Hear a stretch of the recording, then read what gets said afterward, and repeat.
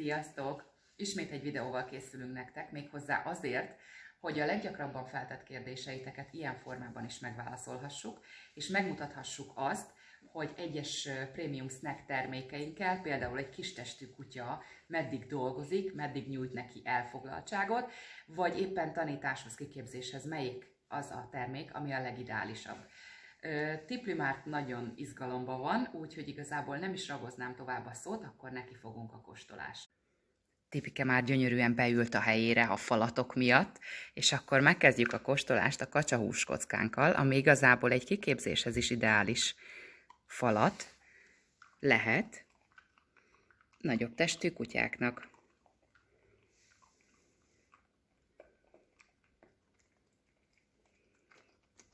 Hát igen, ez egy picit nagyobb, egy olyan 1,5-2 centi átmérőjű falatka. A következő falatunk az a nyúlhús kocka lesz, ami hasonlóként néz ki, viszont kisebbek.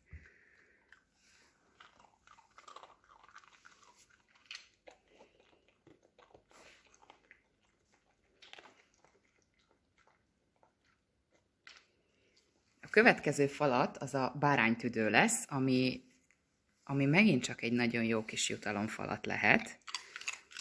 Jó kis ropogós. Ez gyorsan lent volt. Jön a halhúskocka, amiről igazából azt kell tudni, hogy 5 fajta halból tevődik össze, méghozzá van benne lazac, tőkehal, lepényhal, hering és sprotnihal. És ebből egy ilyen kis, körülbelül egyszer egyes kockák vannak készítve. Ez is egy viszonylag könnyen rágható, nem túl kemény dolog. Most jönnek a sprotni halak, illetve hát csak egy darab, ami igazából egy ilyen nagyság, 3-4-5 centisek. Hát ez is igazából akár a vacsorája mellé pár darab mehet, vagy jutalomként elég puhának tűnik, úgyhogy könnyedén elrágta.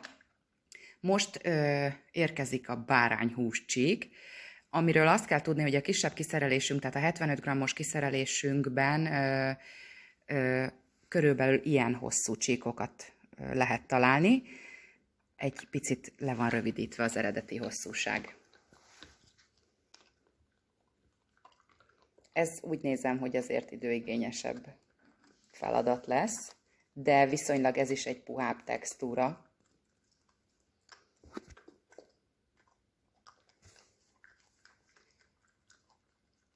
Most jó pár húskocka után úgy gondolom, hogy egy kis rostanyagot is adunk a Tipinek. Ez egy kis sütőtök volt. Egy falat alma Tipikének, és egy kis uborka, mert ez így lesz igazán egészséges. Na, ami most fog következni, az a marhahúsrúd. Valójában ez a legpuhább termékünk, tehát fiatal kutyáknak, akiknek rendkívül nagy a rágás igénye, kölyökkorban, fiatalkorban, ezt szokták nagyon vinni, valamint az idős kutyusoknak. Ez is egy picit rövidebb darabka volt, ennek az eredeti hosszúsága az ilyen valójában. De nézzük, hogy a Tipli hogy birkózik vele.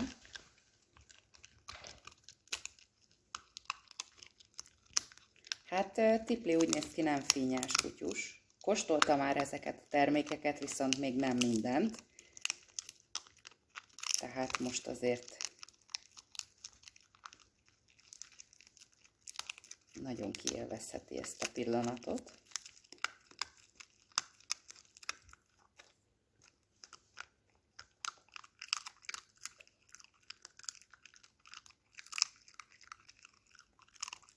Hát igen, ez is egy hosszadalmasabb, tehát ez sem kiképzéshez, tanításhoz való falatka, ez is inkább elfoglaltság, unaloműzés.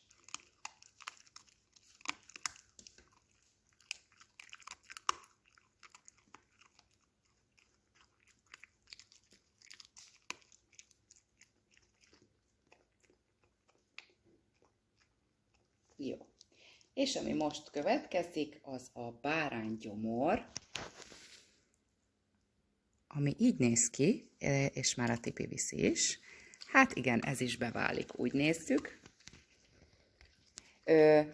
Ez egy egységes keménységű a nyúlfüllel, tehát azért ez is egy időigényesebb dolog, de úgy nézem, hogy nem probléma neki.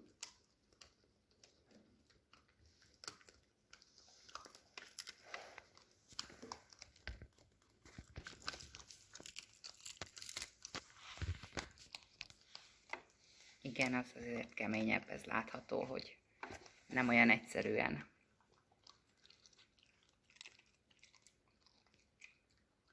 Hát úgy nézem, hogy készen vagyunk vele, és igazából a legutolsó falat, az pedig a nyúlfül meztelen formába, hát ez is egy nagy kedvenc, minden kutya körbe, úgyhogy ezzel most még a Tipli eldolgozhat egy picit. Ezután még kap egy pár falat zöldséget és gyümölcsöt, és úgy gondolom, hogy a vasárnap délutáni uzsonnája meg is van.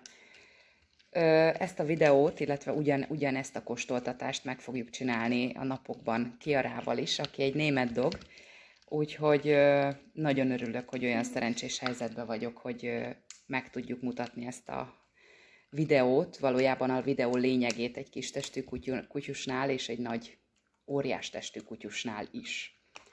Most azért megvárjuk, amíg a Tipli ezt befejezi.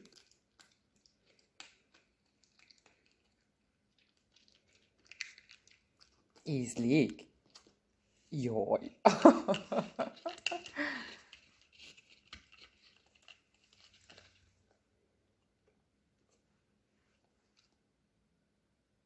Ennyi volt, Tipi. Kérsz egy jubit? Ez puhább, igaz? Na most már jöhet megint a nyúlfüle. Hát igen, ezzel dolgozni kell. Ezzel dolgozni kell.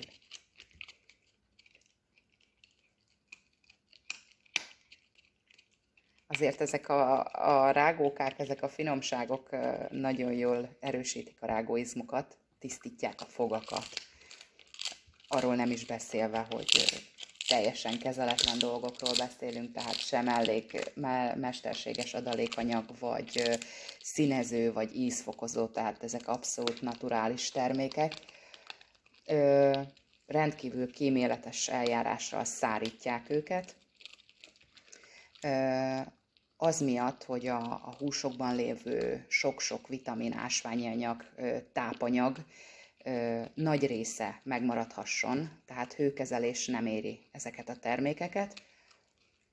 Így tényleg teljes mértékig egészségesek és táplálják a kutyáinkat. Tipi, kérsz egy almát? Tipi? Nem kéri. Akkor még ez a nyúlfül jól csúszik.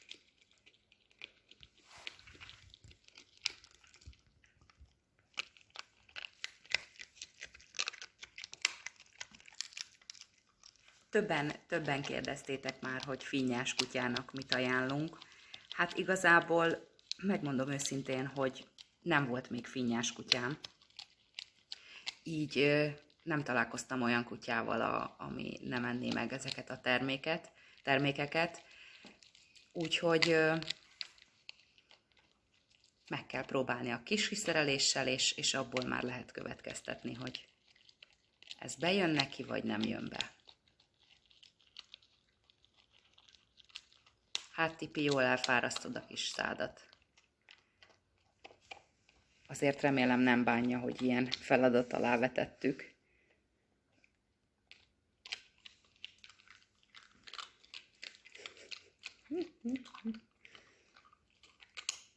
Ebben egészen biztosak lehetünk, hogy a Kiarával való videókészítés az nem lesz ilyen időigényes. Tehát azért egy óriás testű kutyus jelentősen hamarabb végez ezekkel a idézőjelesen feladatokkal.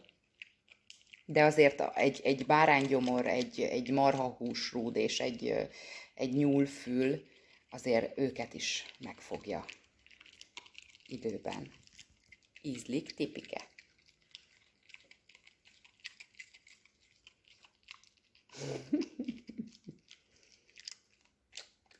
Hát igen, a nyúlfül az azért időigényes. Talán a legidőigényesebb.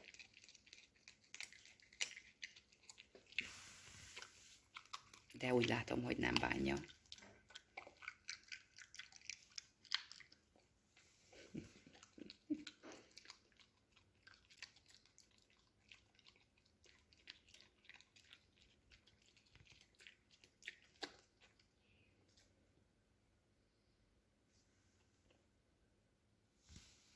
Na, Tipi, kész? Na, még egy kis ubi. Egy kis sütőtök. És egy kis alma. És végeztünk. Köszönjük, hogy megnézted a videót. Szia!